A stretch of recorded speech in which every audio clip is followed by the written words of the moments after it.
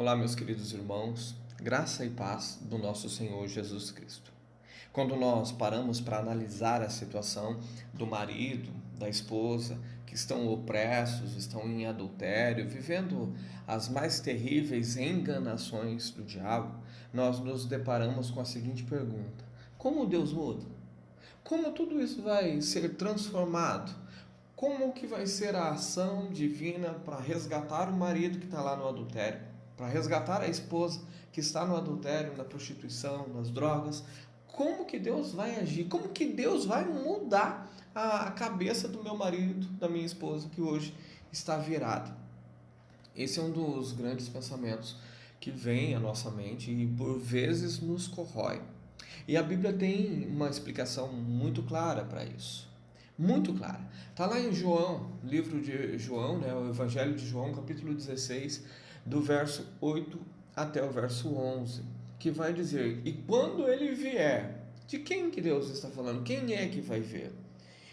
Deus está falando do Espírito Santo. Quando o Espírito Santo vier, o Consolador vier, convencerá o mundo. Convencer o mundo do quê?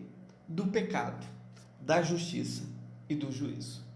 Como assim, pastor, convencer o mundo do pecado? Que pecado é esse?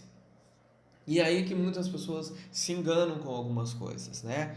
Muitas vezes você vai olhar para o seu marido e vai falar assim: não, pastor, mas ele era da igreja, ele conhece, ele sabe que adulterar é errado, ele sabe que estar com uma outra mulher está errado, ela sabe que estar com outro homem está errado. Pois é. Só que aqui você precisa entender que Deus nunca disse que o Espírito Santo vai convencer o homem daquilo que é certo e daquilo que é errado. Deus vai convencer o homem do pecado. E o versículo 9 vai dizer: do pecado, porque não crê em mim. Esta é a grande diferença entre saber o que é certo e o que é errado e continuar no errado. Quando o Espírito Santo convence você, ele não só mostra o que se deve fazer, como ele te ajuda a fazer o correto. E você não permanece praticando o pecado. Primeira carta de João, capítulo 3, verso 6, vai dizer que aquele que está em Cristo, ele não permanece na prática do pecado. Ou seja, o Espírito Santo, ele não só vai trazer iluminação para a cabeça do marido e da esposa, mostrando que adulterar está errado, como ele vai trazer incômodo para querer sair do pecado e forças para que ele consiga sair do pecado. Então, o convencimento de Deus através do Espírito Santo daquilo que é pecado não é simplesmente mostrar o que é certo e mostrar o que é errado. Não, é mais do que isso, é mais profundo do que isso. Quando nós oramos por libertação, nós estamos pedindo: Deus, envia o Espírito Santo até o meu marido, até a minha esposa, convença ele do pecado. Como convencer do pecado? Tem gente hoje, por exemplo, que conhece a palavra de Deus e conhece muito bem. Sabe que o segundo casamento não é a vontade do Senhor. Estão cientes disso. Estão cientes de que o propósito divino para as pessoas, para o homem, para a mulher, é o casamento único e que dure até a morte e só a morte separe, né? Mas aí as pessoas vão achar alternativas para isso. São pessoas então que são convencidas pelo Espírito Santo? Não são, queridos. Mas estão dentro da igreja, pastor? Pois é, mas não estão convencidas pelo Espírito Santo. Não estão sendo tocadas pelo Espírito Santo. Pastor, mas ora em língua. Pois é, mas não foram convencidas pelo Espírito Santo. Pastor, mas elas oram e um milagre acontece. Não são convencidas pelo Espírito Santo. Pregam até a palavra do Senhor. Não são convencidas pelo Espírito Santo. Porque quando elas são convencidas pelo Espírito Santo, e convencimento este do pecado, porque não creem em Jesus, ou seja, não estão em Jesus, porque crer em Jesus é estar nele, é permanecer nele. Não é apenas acreditar que Jesus um dia veio à terra, morreu, ressuscitou e voltou para o céu. Isso não é crer.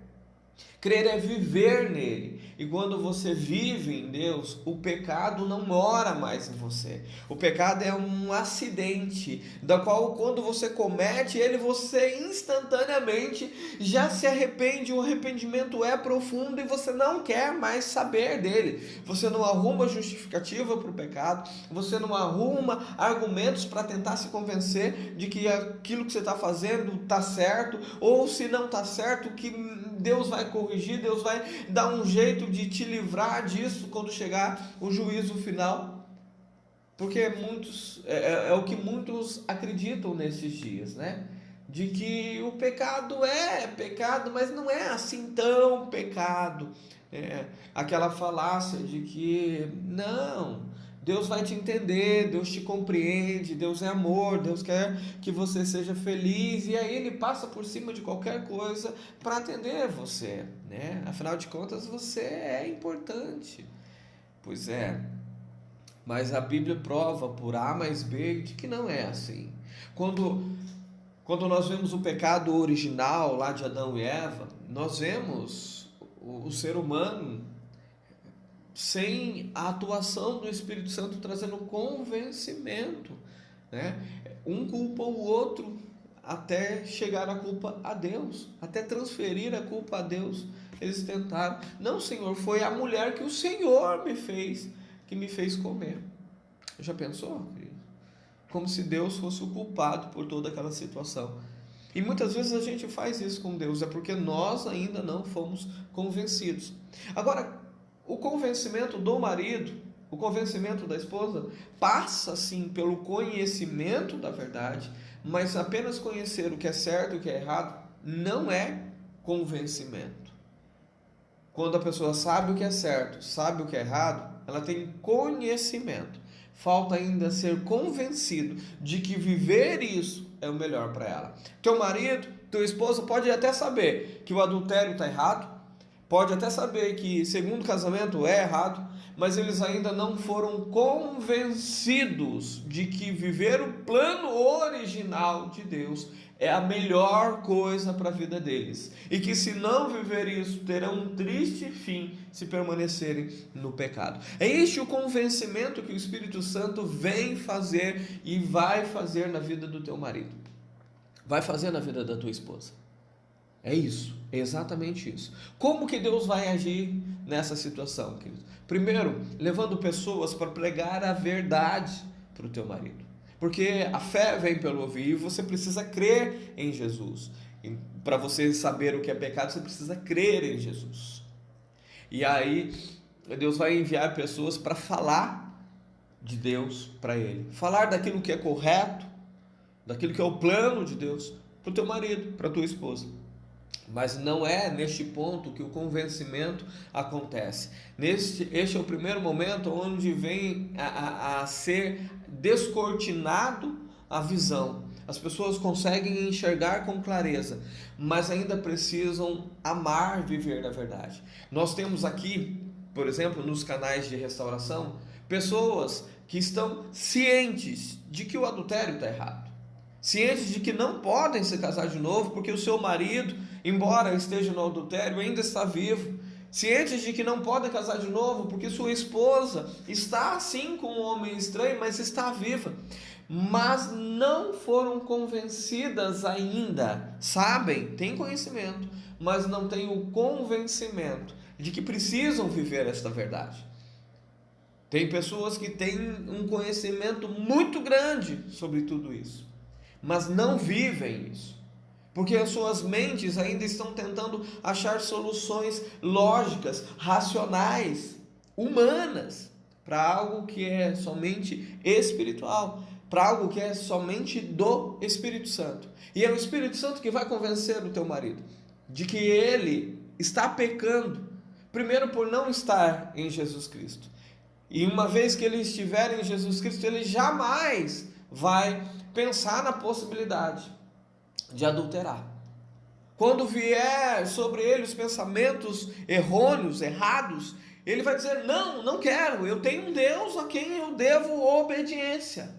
Todas as pessoas hoje que o pensamento do adultério, o pensamento de casar de novo, de seguir em frente, vem e eles abraçam, é porque eles têm conhecimento, mas não têm o convencimento, não estão em Jesus. Porque aquele que está em Jesus, aquele que está em Deus, mesmo com todo conhecimento, não estão em Deus. Porque aquele que está em Deus não vive a prática do pecado. A tua oração não é apenas para que o teu marido venha conhecer.